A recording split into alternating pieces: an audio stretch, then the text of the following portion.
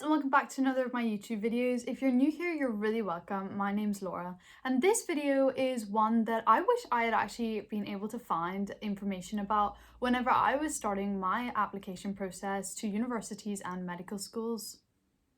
It's all about how to use league tables and how accurate they really are.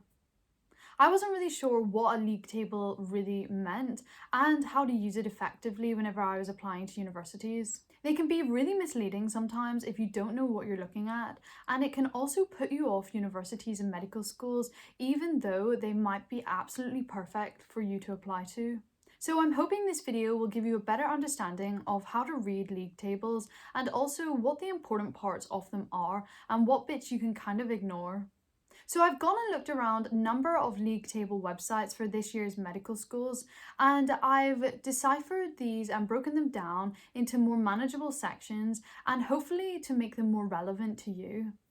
So one of the websites that I highly recommend using, and I used myself for free, is Medic Portal, and this I've put links in the description down below, so do check them out.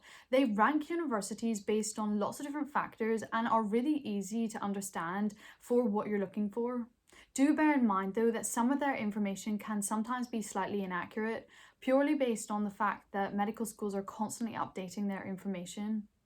So for full information after looking at their website, do check out individual university websites to ensure that what you've read is definitely accurate and true to this year's application. So in my opinion, one of the most important parts of league tables is looking into student satisfaction. This can be taken with a pinch of salt, however, it is quite a good factor to indicate whether students like how the course is, course style, facilities, student accommodation, and all different parts that will really affect your time at a university. It's vital that you do get an insight into how students find their time at the chosen medical schools, as some students will really enjoy things for different reasons, so it can alter the facts and statistics slightly, but overall should give you a better understanding of how well rated a university is overall. So some of the top rank universities for their student satisfaction on the league tables for medical schools included a variety of different universities. These universities and medical schools included St Andrews, Brighton and Sussex, Oxford, Keele, Plymouth, Queen Mary's in London, and also Queen's University in Belfast. It is a good idea to look at the league tables specifically for different things, as it can really alter your sort of opinion of a university. It can either change it to being quite a good opinion or quite negative, so it's important that you're looking at league tables effectively and for the things that are most relevant to you. Remember, even though they might be ranked like one better than the other or one worse, it is important to note that some can be really closely tied at literally a percentage between them. Some can even be tied on a set percentage of maybe 99%, and it can really bump a university down the ratings if it's even just 98% of student satisfaction. So do look at the actual ratings rather than just their rankings. So another way that universities and medical schools get ranked on league tables is to do with the graduate prospects.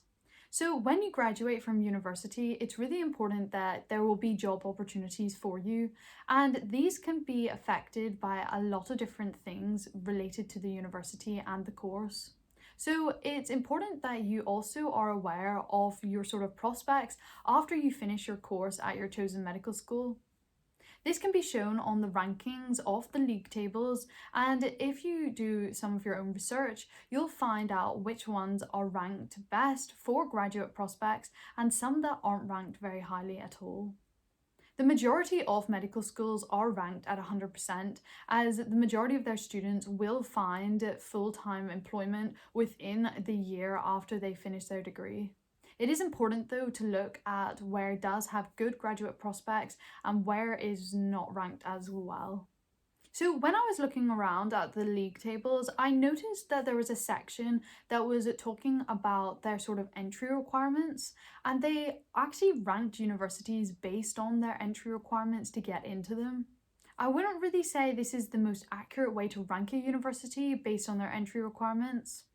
as there are so many variables and different things that universities really look for in their students.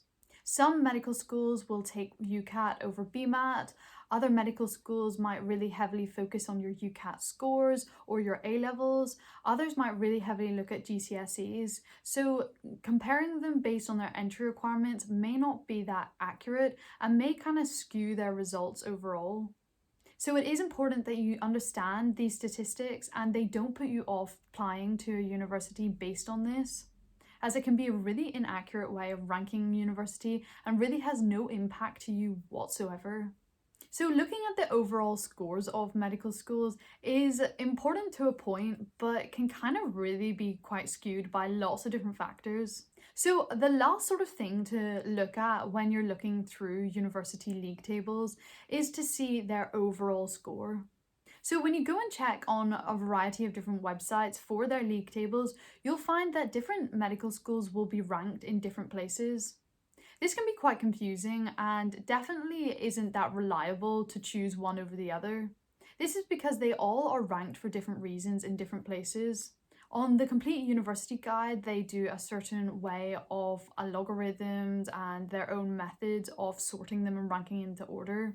Whereas on the Guardian League tables, this can be a totally different method, and therefore you can find them in totally different places, even though the university is the exact same course. So it's important to take all of the statistics and facts and different parts of the league table rankings with a pinch of salt, as it will have some information which is really useful to look out for, and then some other bits that will skew the data and the rankings and is totally irrelevant to you and your course. It's important to be strategic about applying to medical schools and well informed, so league tables are useful to a point. But you'll have other things that are more important than your graduate prospects, such as living expenses, student accommodation, the sports facilities, maybe sports societies and clubs. You might also have certain things such as your entry requirements that need to be very specific to you due to your UCAT score, BMAT score, or your A levels and GCSEs. Another thing to be aware of when looking at league tables is that each year you will see they will have moved places. This is really common, and universities can jump several places based on a variety of different factors and the year group that has just completed the survey. You'll see that they'll have some red arrows and some green arrows. If there are green arrows beside a university, this will mean that they've jumped places in the last year's cycle. If there are red arrows, it means that it's dropped a couple of places in its rankings. Again, this isn't really hugely important, but it is worth noting when you're looking at league tables so that you really understand what you're looking at and it doesn't put you off a university over another university. So overall, I definitely do not recommend following league tables to choose your university, but I would say they are important to go and look at just so you have a vague idea of where they're ranked, and also just to find out a little bit more information about how other students have found their course and time at that university. So I hope this video has given you a better understanding of what league tables actually are and if they're useful or not for you. Some will be really helpful and others will be quite contradictory. So do bear in mind that league tables aren't the be all and end all of what you should be applying to, and if you would like more information on how to apply to the best suited universities for you, do check the description down below for links to my other videos. If you haven't already, please hit that subscribe button down below, and if you found this video useful, please hit that like button as well.